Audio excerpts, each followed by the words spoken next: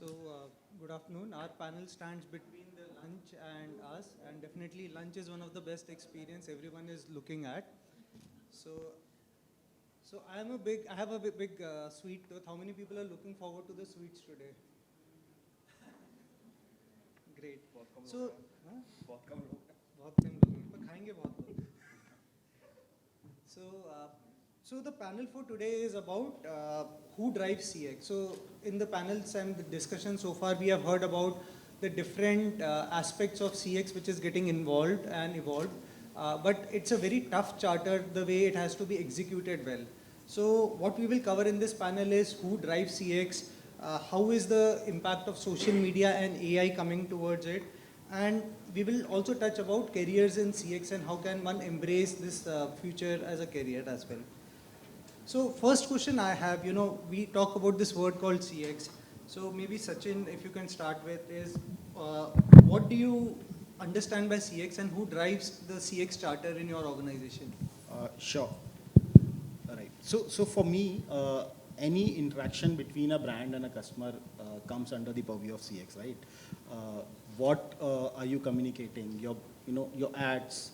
When that customer decides to visit your store or your website, the first page or first piece of content he reads, right? And the subsequent pages, subsequent product he browses, and then post that when he goes for any product or service, then the post-sale service piece and the service delivery piece, everything comes under CX, and that's why confining the onus to provide good customer experience to one department on one person, I think would not be prudent. It's a responsibility, and especially in our organization, because we are an aggregator, right? We do not complete the delivery of the product, right? We empower customers where people can come. Lending and personal finance is a complex topic, right? So our genesis was that we will give the right to choose in the hand of consumers. Rather than banks and NBFCs and DSAs pushing a particular product, we will make every product available on our platform, and customers can come and objectively choose the right product for them. But once it's done, the delivery is the onus of our partners, which are banks and NBFCs and fintechs, right? And beyond a point, while few of our products are end-to-end, where the delivery happens on our platform, few products are still, where the initial journey is done on Paisabazaar, and then the rest of the journey is done on a partner's website or through the partner's team, right? So it's a complex topic, and that's why we do not have a single head of consumer experience. It's my responsibility, as well as the product head's responsibility, as well as the service head's responsibility. Great. So Kshitij, if you could share your perspective, especially from a perspective of how does it work in airlines? Yeah, I think I kind of echo the same sentiment mentioned by Sachin. While there are dedicated CX teams, but then the ownership is kind of collective. And so I come from aviation, and in aviation you have multiple touch points for a customer. And there are different stacks for customer experience. There are different stacks for customer-facing, basically instruments. For example, your websites and your social media handles and all of that. So I think there's one quick thing that I wanted to basically share. I think a month ago, I was in a panel with some of the luminaries from industry, and Nitin Sethi was there from Adani, and he mentioned that no channel is dead channel. I think that has resonated with me because, in terms of customer experience, every channel counts, right? Even if someone, a disgruntled customer has said something about your website, let's say your app or something else, it is a responsibility of, every, function owner to try to resolve that, right? So there is not, one dedicated responsibility. The responsibility would be at a function level, right? But everyone is trying to protect the brand. I'll give you a very small example. How many people out here have heard of United Brakes guitars? Has anyone heard of this thing? United Brakes guitars? Great. So a decade ago, when I was going to B school, we were taught a case study. It's a classic case study, a kind of a disaster in aviation. There was a musician from Canada. His name was David Carroll. He had a band called Sons of Maxwell. He was traveling through United Airlines, and they broke his guitar. And that was not the sad part. The sad part was what came after that, which was basically lack of apathy, no customer support, nothing. So what he did, he decided to take revenge. He wrote a song about it. It's called United Brakes Guitars. It's still there on YouTube. You can check it right now. It has 25 million views, right? And it is so well ingrained in probably, the minds of every B school student that whenever you hear United, you immediately suffix with Breaks Guitars. It's that bad, right? Had they kind of, tried to contain the moment, this would not have happened. And the damage to brand is kind of, it cannot be measured in money. Of course, you can do that, but then it doesn't make sense. And, fast forward to 15 years later, earlier this year, I've had the opportunity to travel to US. I was traveling in United, and their entire customer experience is phenomenal now.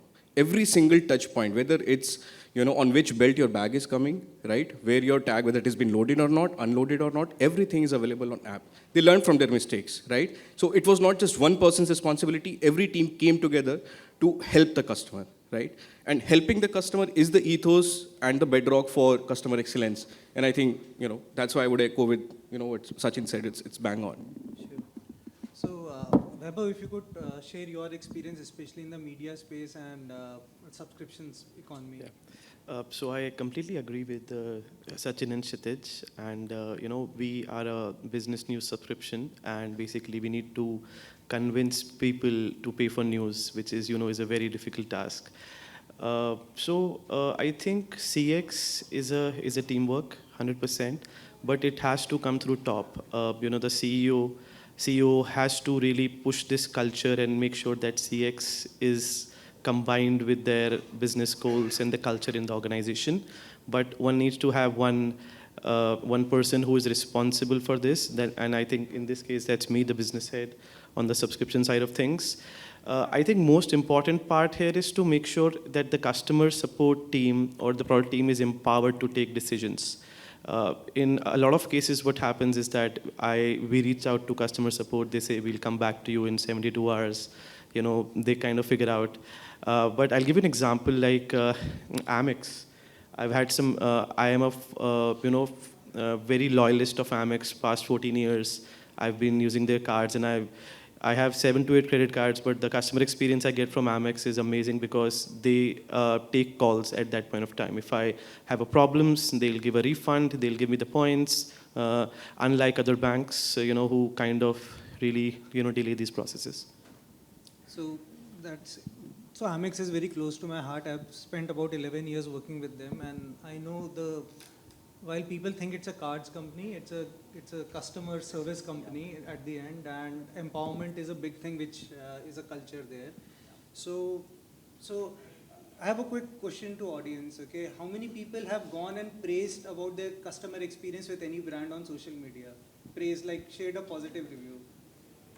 Okay, great. And how many people have shared a negative review on social media? And I'm sure everyone. And I'm sure it's Twitter, right? Has anybody dared to do it on LinkedIn? I think the LinkedIn, we all are best versions of It's slowly catching up. It's slowly catching up. Slowly catching. People have lost their shit. Yeah. So Yashit, here is a question to you. How is social media impacting or shaping up CX? Is it really increasing the expectations from a brand also? So I think it is something to do with the evolution of the entire social space. When it started off, it was meant for brand building and apparently listening to your customers. But then when brands stopped listening, so people started shouting so that they would listen. And that's what happened to the evolution of social channels. And that's why, Twitter is full of angry people, right? People are not happy on Twitter at all. जिसको भी गुस्सा आता है वो Twitter पे जाके चिल्लाने लग जाता है. Unfortunately, Twitter helped create the precedent. You can say that, right? But so there's a performance angle to it as well. It works, right? Yeah. If you're running performance campaign, they'll do really well because people are chronically on Twitter and then they're very angry, right? And they'll pay attention to you. So unfortunately, Twitter became an ORM channel. Unfortunately, right? And it worked as well for some brands. But right now, the evolution, it's kind of, the so-called brand image of that platform is reduced to being an ORM channel, right? But still, there are some brands that probably try to use it in a positive sense. It totally depends how exactly you're, helping the customer. Ultimately, it comes down to that. If you're not helping the customer, if you're not informing them in time, it doesn't make sense. But still, being present on social media is very important. We have seen that, any positive moment can definitely amplify and spiral out of control if done right. And there's a negative spiral as well, right? And there have been cases wherein, one angry comment just, becomes a viral news overnight. And, we have a lot of examples for that. There's a one, so-called infamous example that happened in India's a beautiful country, right? And Surf Excel came out with an ad. Some people did not like that ad. What did they do? They went to the Play Store and gave 1-star rating to Microsoft Excel, right? That's what happened. So if you're not listening, and not present on social, channels, you might lose out on something. And MS Excel was chilling, right? They had no clue this is happening to them, right? And the same thing. Choose your name wisely. Absolutely, but I think it totally depends how exactly you're helping them, right? In the age of AI, brands are having FOMO. They are neurotic about making the typical auto reply as the first point of contact. But I think people are not happy with that as well. Indians are accustomed to having a face to a name, right, or speaking to people. So that angle is, I think, is probably slowly building on social, and you need to pay attention to it. Like, I'll give you my example. So in aviation, we definitely pay a lot of attention to sentiment analysis. It is not just about numbers, how many comments, how many shares, blah, blah, blah. It doesn't matter. What's the ultimate outcome? How is the sentiment this month versus next month, and so on and so forth. So you need to pay attention to that. You need to invest in your listening tools. So I think that's the insight probably, I have derived with my experience of how people are treating social right now. Yeah. So you talked about tools, and question for you, Vaibhav, if you could share anything about use of MarTech from a brand perspective to drive your customer experience to the next level. Yeah, I think what we are doing right now is two things. First, let's suppose there's a premium subscriber who has paid us 3,000 rupees a year, and they are not using their subscription. So we have, the metric that we have, the North Star metric, is 5 active days per month. Any user is coming, 5 active days, subscriber, they are making the most of their subscription. But if I can see that a user is not coming to the platform with 0 days, 1 day, so that person will not renew. So in this case, using MarTech to reach out to these customers via different points like app, email, WhatsApp, and trying to understand, what is the problem? Are they facing any technical issue logging in? And we get to know a lot of times the person is trying to log in through a different email ID, and they had subscribed to a different email ID.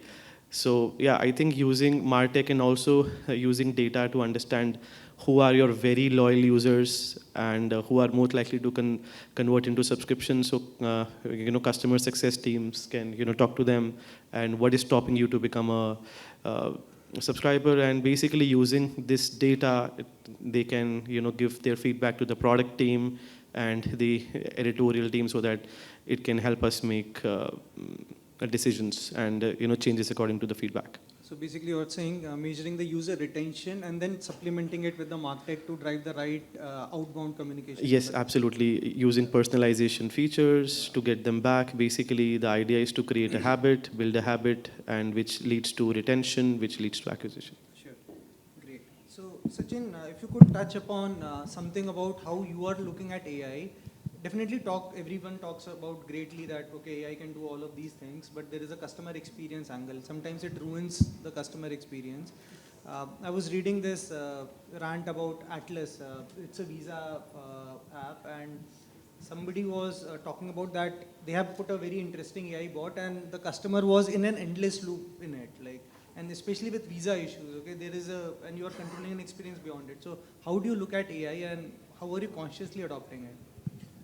So my take is that for B2C companies, AI is very important and very critical to implement, right? So unlike B2B companies where you have customer success managers mapped to each of your clients who give, personalized advice and services to these clients who are available on each call. Whenever there is an issue with the client, the client can speak to someone in an organization. And like Kshitij mentioned, we Indians, we need a face and a voice, for every brand. We do not want to talk, to bots and the chats. Basically, I'm not talking about the high-end AI bots. I'm just talking about the kind of chat bots we had, right? Where you have a rule-based questions, and for every out-of-the-box questions, the standard reply was, we'll get back to you. We do not want to talk to these, mechanical kind of bots and voices. AI can help in that. So my view is for B2C companies, everyone, whether it's a product guy or a marketing guy, we have a wish list. that had I have enough people, I would deploy them to do this, right? For example, like in social listening, there are tools available who would listen and flag whatever conversations are happening across social media channels. Now, as a person driving ORM, you would feel that if I had a 50-member team, I would reply personalized message to each of these complaints or each of these issues which are being highlighted on these social channels. You can do it with AI. Similarly, we are an aggregator and we provide call center support to our customers, right? Now, there is a finite number of people we can hire, depending on the capacity or the profitability permits.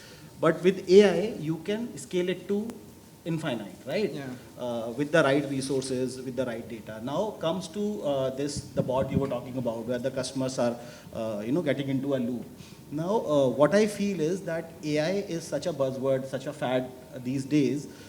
Brands and companies, without understanding, the requirements or the foundation, how to build a right AI tool, they are just getting into it. There are thousands of companies who have AI in their name. They would reach out to you almost on a daily basis that we have this solution, we will do this, we'll do that, etc., etc. And I have seen people would sign up for that without realizing that it takes a lot of hard work on your own side, right? You have to build a proper data foundation. On that, your AI model would sit. If you do not have that foundation, it will fail, no matter how sophisticated that is. So, yeah. So I think so. One of the challenges we also observe is getting enterprises data ready for AI is a bigger challenge, and I think so more than the AI hallucinating, people hallucinate more. So yeah. So moving on to the next section of the discussion. So what gets measured gets improved at the end. So would like to understand your perspectives, maybe 30-second answer for each of you is, how do you represent or define success for CX? You can talk about a KPI or a metric which you do, and maybe as we go through the panel, don't repeat the metric, it will be helpful. So we'll start with Kshitij, you. If you could talk about what is the KPI or metric you guys obsess about. So obviously, the CX team is obsessed with NPS and CSAT.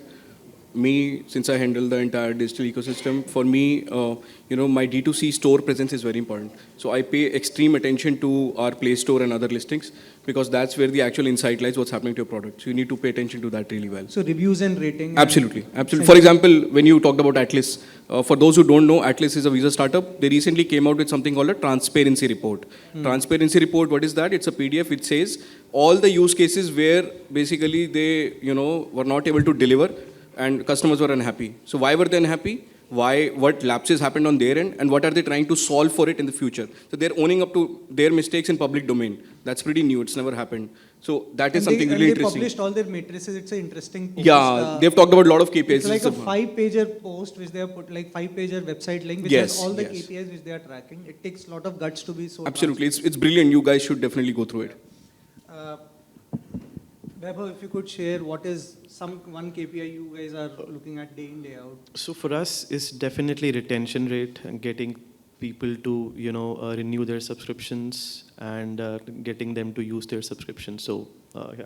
Customer retention is the key for you. Yes, absolutely. So this starts from the customer support team, customer success team. Their main job is to make sure that the users are kind of retaining. Okay, great. And in fact, for you, I think so the freemium model would also be the thing, right? That people are moving from one free subscription to the paid subscription. Yeah, so I think the first step towards anybody buying subscription is to log into the website and give their email ID. And so, yeah, so I think it's the product's job to make sure to convince somebody to give their phone number and email. And via that, That's where the MarTech kicks in. Yes, and by then using data, understanding what they are doing, and basically analyzing the behavior of what subscribers are doing those actions which can lead them to subscriptions. Perfect. Sachin, if you could share your perspectives. So the base metrics would be the CSAT score and NPS, which I'm sure which most of us measure. But like I said, that it's not the responsibility of a single department. It's the onus is divided among different departments. So each department has their own metrics. For a product guide, would be the funnel from visit to lead. If the customer experience is good, it would be higher, otherwise it would be lower. Similarly, you know, for a sales guy, it would be lead to sales, etc., etc. But what I feel eventually, the right metric to measure customer experience is the total contribution of free and CRM revenue in your company, right? Because if I am happy, either I would want to come back, and if I want to come back, I'll come directly to your site most of the time. Otherwise, I'll get exposed to an advertisement in real time, and I decide to click on that. I would remember the brand, and I'll go straight to their store. Or if I am recommending your brand to someone closer to me, that person would also go straight to the brand. So the contribution of, as the contribution of free channel increase, that means you are going in the right direction. Yeah. So yeah, this reminds you, there was a big article in HBR for NPS and NPS 2.0 where it said NPS, while people talk about it's a customer experience metric, at the end it's a growth metric, because we say that how likelihood are you to recommend a friend and service, and it leads to organic revenue. Yeah. Unfortunately, certain sectors like automobile servicing, they force you to give 10. And how many people it has happened? Like they force you to call you 50 times to say, sir, 10 de do, otherwise it's bad. So I've started using it in a reverse way. So I asked, recently I gave my car for servicing, and I said, can you arrange for a drop because it's very far? He said, nahi. Then I said, okay, that's fine, I'll come and pick up. But later if I give you 7, don't come after me. So उसका call आ गया, and then he said कि नहीं sir मैं आपको अभी भेजता हूँ. So you can use that. I drive a Honda car. Honda is so good. They pick up your car, they drop your car, and they never pressurize you for good rating. Yeah. They accept what you give. So actually, what happens is when you build interesting incentive programs around a customer experience metric, you kind of corrupt it. So I have a hypothesis. All these CX metrics like NPS, CSAT, they're fine to have, but good CX would reflect in conversations, right? Yes. When people would have conversations, if they are mentioning your brand in a good way, that means your CX team, your product team, your sales team, your marketing team, they're doing something right. And these matrices should be collected in a no-touch manner. It should be collected digitally. It should not be that somebody is calling you, sending a WhatsApp, then you will get an email, and then. Yeah. So yeah. So many of the audience, might be looking at building a huge career in CX, and it's a big field. So as you guys are representing CX in your organization, I would go from here, Vaibhav, that what is one trait you want to have people embrace while thinking about building a successful career in CX?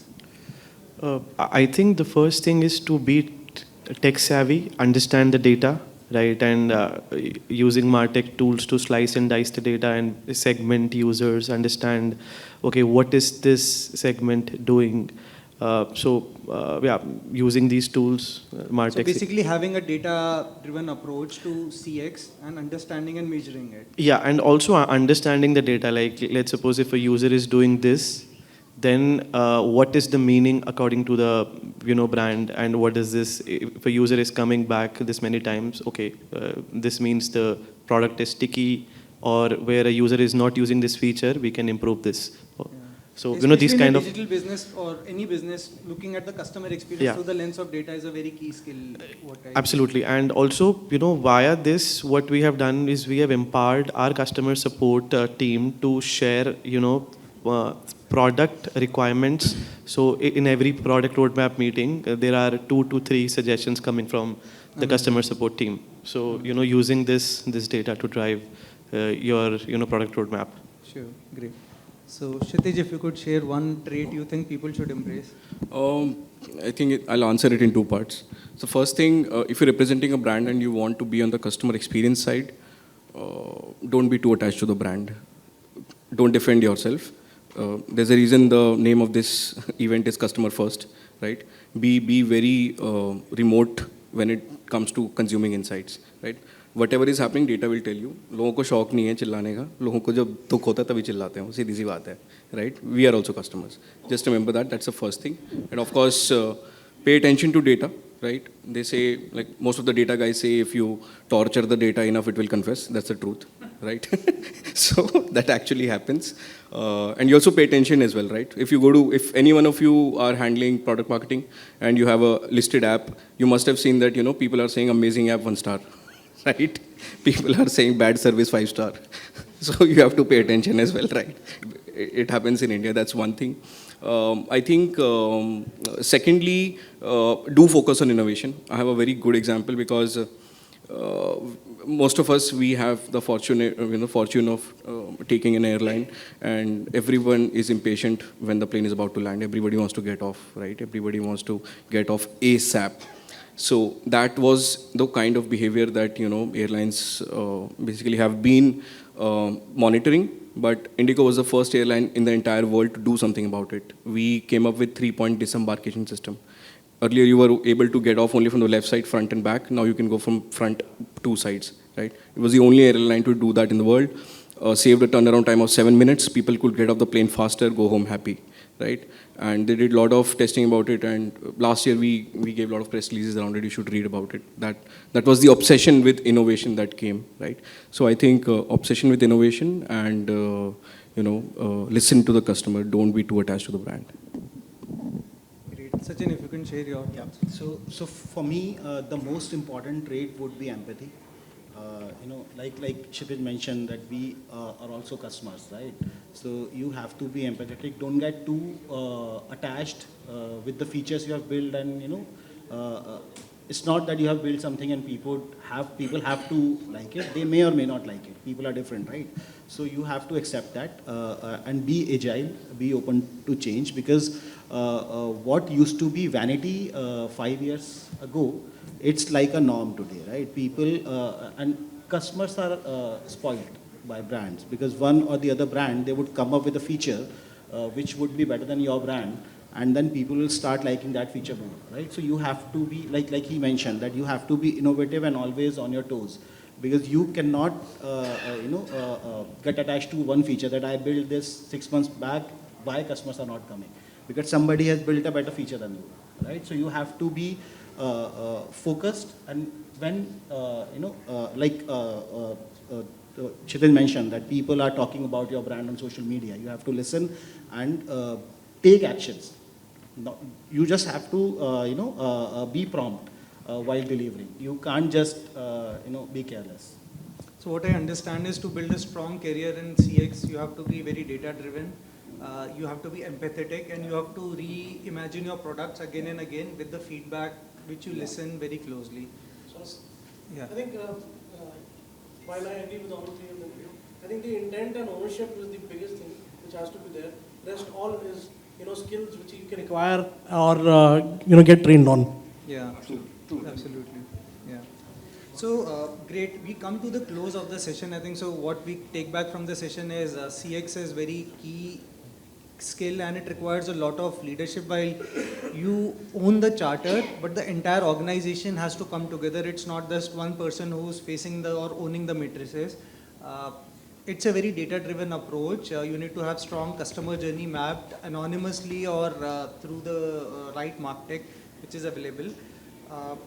KPIs are key, whether it is CSAT, NPS, they need to be definitely unbiased. It has to be having sentiment and stuff into it. And finally, it has a huge career opportunity for many of us sitting in the room. Customer experience is becoming complex. People are becoming impatient. They have access to the founders on LinkedIn and on Twitter, so they will reach out. But I think so, as a customer also, people give you one day on your main channel. If you are quickly responsive, they will, and if you solve problems, they will be more patient with us. So, One more question. yeah, please.